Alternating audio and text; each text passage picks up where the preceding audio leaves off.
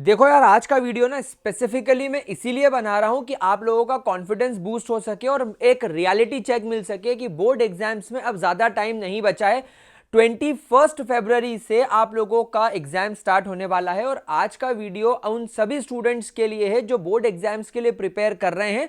और अगर अभी भी आप लोगों को लगता है कि आपका प्रिपरेशन स्केल एकदम जीरो है, तो भी आज से अगर आप मेरे साथ में एक चैलेंज ले लो, या मेरा चैलेंज अगर आप लोगों ने ले लिया और अगर उस अकॉर्डिंग काम कर लिया, तो अगले 10 दिनों के अंदर ही आपका प्रिपरेशन स्केल 0 से उठकर 90% तक जा सकता है।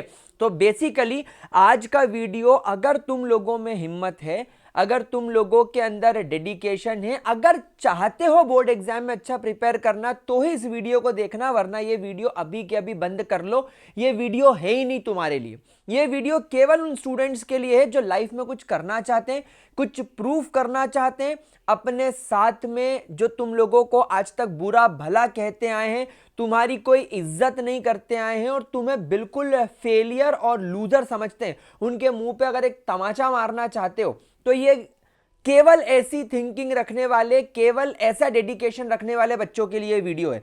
तो वीडियो ध्यान से देखना, क्योंकि इस वीडियो के अंदर मैं आपको कुछ दिनों का चैलेंज देने वाला हूं और अगर वो चैलेंज आपने उसे अकॉर्डिंगली फेस कर लिया, मेरी गारंटी है तुम्हारे मार्क्स आएंगे। क्योंकि ये चैलेंज लास्ट ईयर मेरे स्टूडेंट्स ने फॉलो किया था।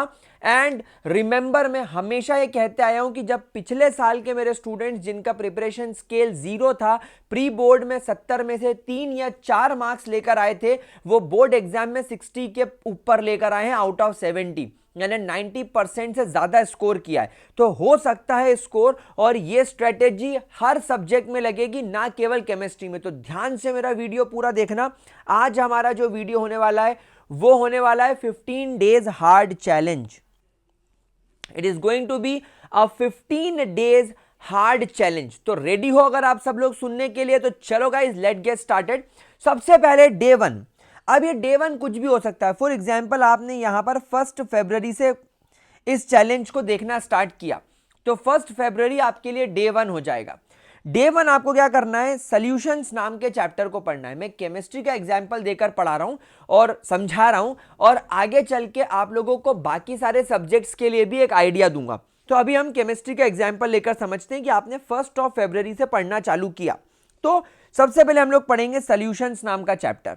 अब सॉल्यूशंस नाम के चैप्टर का हमें 1 शॉट वीडियो देखना है या उसका रिवीजन करना है। दो चीजें हो सकती हैं, या तो ये चैप्टर पढ़ लिया है, या तो आपको ये चैप्टर बिल्कुल नहीं आता। पढ़ लिया है तो आप इसका रिवीजन करेंगे, नहीं पढ़ा है, फिर से डिटेल में पढ़ना चाहते हो, 1 शॉट लेक्चर आप मेरे देख सकते हो, आपको प्लेलिस्ट मिल जाएगी डिस्क्रिप्शन बॉक्स में। 1.5x की स्पीड पर लगाओ, देख डालो, 2 घंटे में काम खत्म। आपको पीवाईक्यूज करना है और एनसीईआरटी की एक्सरसाइज सॉल्व करनी है, 2 घंटे इसको दो। तो टोटल दिन में आपको 4 आवर्स डेडिकेट करना है केमिस्ट्री को, केमिस्ट्री के चैप्टर सॉल्यूशन को, और इसमें आप पीवाईक्यूज कर लेंगे, एनसीईआरटी एक्सरसाइज सॉल्व कर लेंगे और 1 शॉट देख के पूरा रिवीजन कर लेंगे। एंड रात को सोते वक्त आपने जो एनसीईआरटी की एक्सरसाइज सॉल्व करी है उसको गो थ्रू करना है, सारे आंसर्स देखने हैं, और उसके अलावा आपको पूरे चैप्टर को एक बार रिवाइज करना है, जो कि बहुत ही आराम से 1 घंटे में हो जाएगा।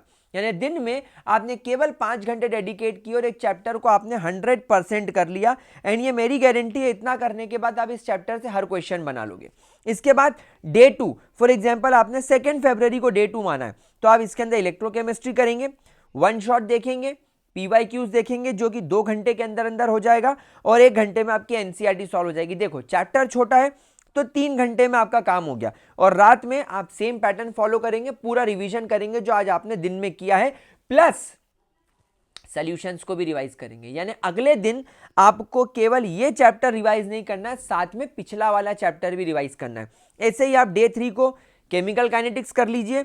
नाइट में आपको केमिकल काइनेटिक्स के साथ साथ इलेक्ट्रोकेमिस्ट्री और सॉल्यूशंस को भी रिवाइज करना है। यानी हर दिन आप एक नया चैप्टर पढ़ोगे, उसका 1 शॉट वीडियो देखोगे, उसके पीवाईक्यूज करोगे और एनसीईआरटी सॉल्व करोगे। ये पूरा करने में आपको लगभग मान के चलो 3 से 4 घंटे लगेंगे, और रात में रिवीजन आप 1 घंटे में कंप्लीट करेंगे तीनों चैप्टर का। देन डे 4 आप हेलो अल्केन्स, हेलो अरीन करेंगे, दिन में पढ़ेंगे, रात को रिवीजन करेंगे, और रिवीजन में अब यहां पर इलेक्ट्रोकेमिस्ट्री, केमिकल काइनेटिक्स, सॉल्यूशन के साथ साथ हेलो अल्केन, हेलो अरीन भी रिवाइज करना है। अब आपका देखो रिवीजन का टाइम बढ़ता जा रहा है। अब आपको रिवीजन में शायद 1 आवर 15 मिनट्स के आसपास डेडिकेट करना पड़े, क्योंकि 4 चैप्टर रिवाइज कर रहे हो इंक्लूडिंग एनसीईआरटी के solution. Then day 5 alcohol phenol ether, day 6 aldehyde ketones carboxylic acid, day 7 amines, day 8 coordination compounds and day 9 DNF block element and day 10 biomolecules. ऐसे आपको 10 दिनों तक बिना किसी स्टॉपेज के, बिना किसी टाइम पास के और बिना ब्रेक के आपको 10 दिन 10 चैप्टर करने हैं। आपको वन शॉट देखना है, रिवीजन करना है, आपको पीवाईक्यू सॉल्व करने हैं, एनसीईआरटी सॉल्व करनी है और रात में आपको रिवीजन करना है। तो ये आपका 10 दिन का टास्क हो गया। अब डे 11 से डे 15 आप क्या करेंगे? आप रिवीजन करेंगे। डे टाइम में आप रिवीजन करेंगे और कितना टाइम देंगे रिवीजन को? Hardly 30 minutes. क्यों? क्योंकि यहां पर आपके पास में जो 5 दिन है, इन 5 डेज में आप क्या करेंगे? आप यहां पर डे आपको यहां पर 2 चैप्टर्स उठाने हैं, क्योंकि मैंने कहा कि रिवीजन के लिए आपको 30 मिनट्स डेडिकेट करना है।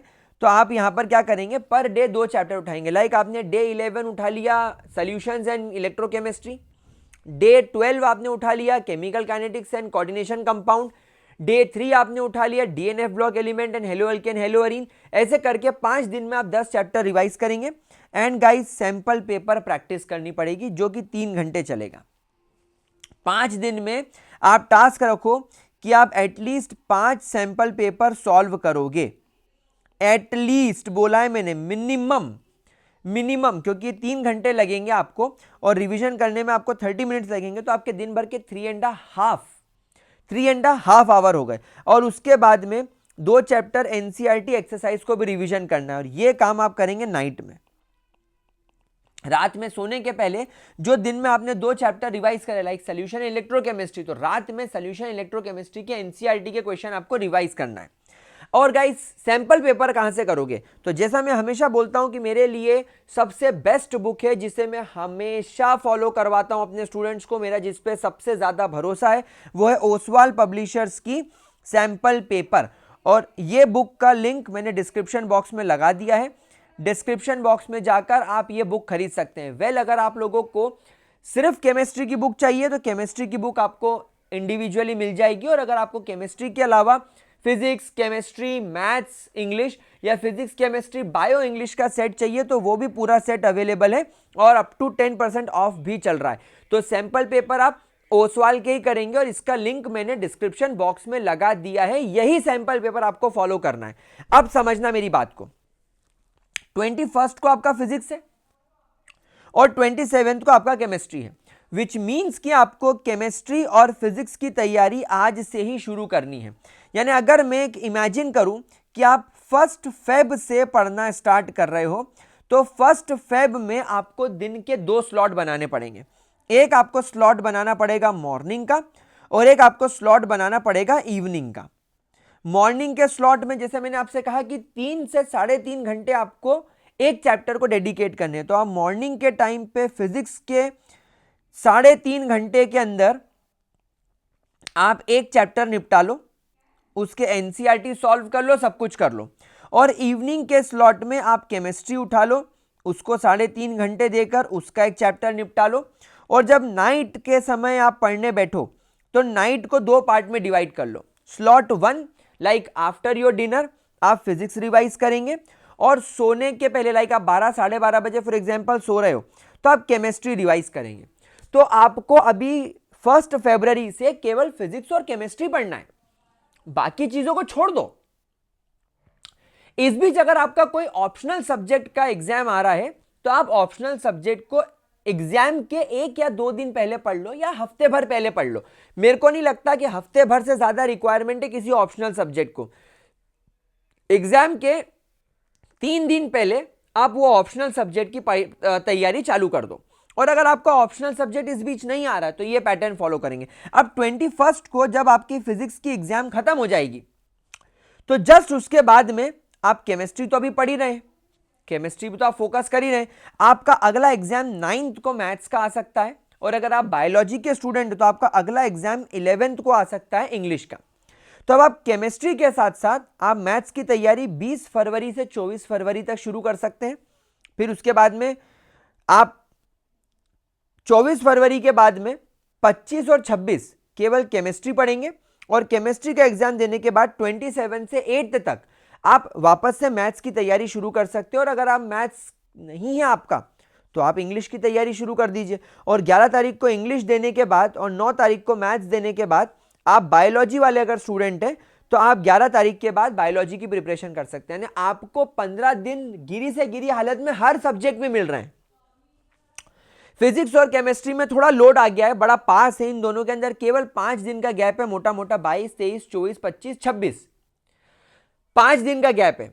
तो जो मैंने आपको 15 डेज का हार्ड चैलेंज बोला है वो आज से ही करना चालू कर दो ताकि आपका ये पूरा सिलेबस हो जाए, पूरा रिवीजन हो जाए, सब कुछ हो जाए और फिर आपको ये जो 5 दिन का गैप मिले इसमें आप रिवीजन कर सको।